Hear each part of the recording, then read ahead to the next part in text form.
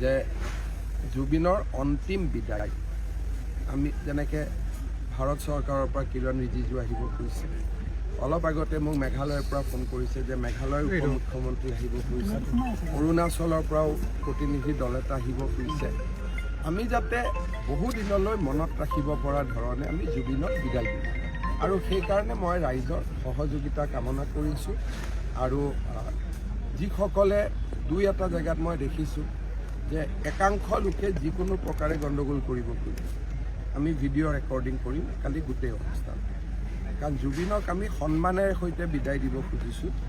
ইয়াত আমি বিশৃংখল সৃষ্টি কৰিব খোজা নাই। গতিকে কালি আমি গোটেই অনুষ্ঠানটো সৰু সজাইৰ পৰা অন্তিম বিদায়লৈকে গোটেইটো আমি ভিডিঅ' কৰিম।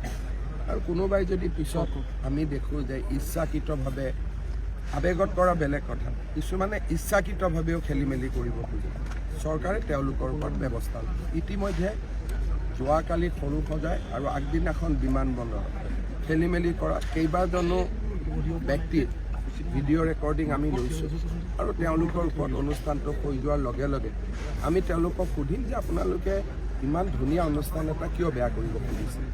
গতিকে চৰকাৰে সকলো ফালৰ পৰা আমি জুবিনক সন্মান দিম, আৰু জুবিনৰ অনুষ্ঠানটো যাতে আমি কোনেও ক'তো খেলি মেলি নকৰোঁ তাৰ বাবে চৰকাৰে দৃষ্টি ৰাখে।